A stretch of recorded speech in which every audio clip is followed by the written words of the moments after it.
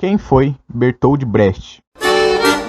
Brecht era um ativista, dramaturgo e poeta nascido em 10 de fevereiro de 1898. Que viveu durante a época da Primeira e da Segunda Guerra Mundial. E faleceu 14 de agosto de 1956.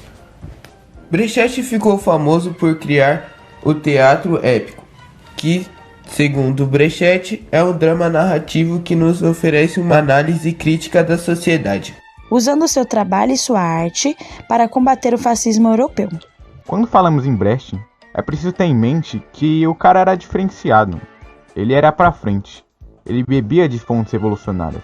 E ao invés de somente produzir o entretenimento no palco, ele também causava reflexão. Dentre isso, a gente vai ter duas conceituações bem importantes, né, e que a gente precisa estar bem estabelecido, bem fixado para poder entender esse período do teatro, que é o teatro dramático e o teatro épico.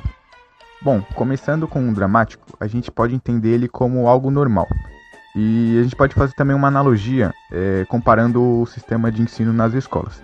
Se eu te perguntasse como que funciona o sistema de ensino nas escolas, certamente você iria falar que é aquela coisa padrão, né? O professor na frente é o cara que explica o conteúdo, é o cara que detém todo o conhecimento. Os alunos atrás, sentados, ouvindo, muitas vezes sem poder dar sua opinião. Ou seja, a construção do conhecimento ela é pautada apenas em uma pessoa, no individualismo.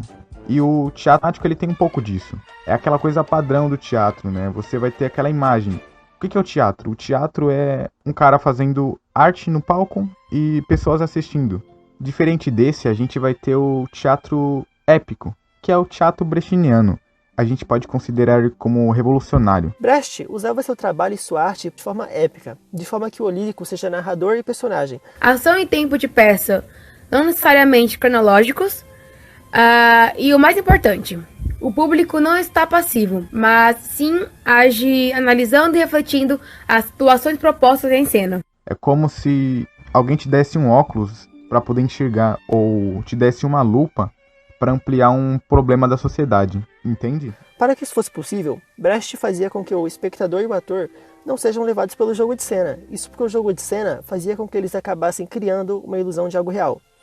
Mas o que Brecht realmente queria era que ambos estivessem conscientes de que estavam encenando, para que assim realizassem uma reflexão e análise de suas ações. Para isso, os personagens não representam indivíduos, mas sim a classe social em que vivem.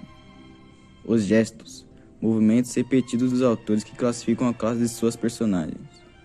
Songs, como instrumentos para afastamento e análise. Usar a história como metáfora e usa o grotesco no fazer cômico. Alguns historiadores dividem o trabalho de Brecht em três fases.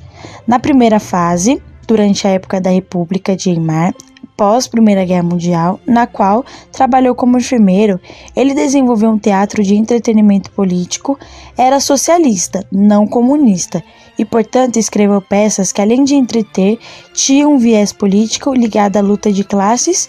Escreveu também nessa época peças como O Casamento do Pequeno Burguês, em 1919.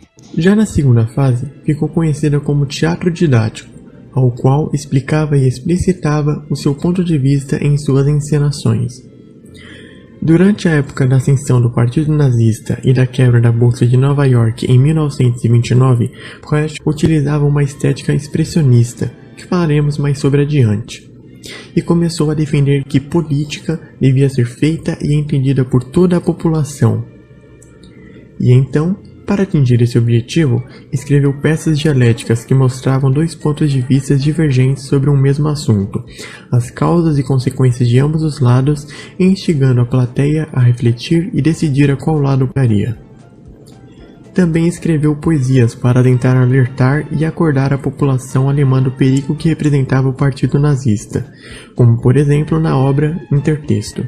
O poema é uma ode à luta pela mudança de hábitos ruins que as sociedades enfrentam quando optam e que é necessário ter fé que ajuda a virar os países que têm os mesmos princípios políticos. Primeiro levaram os negros, mas não me importei com isso, eu não era negro.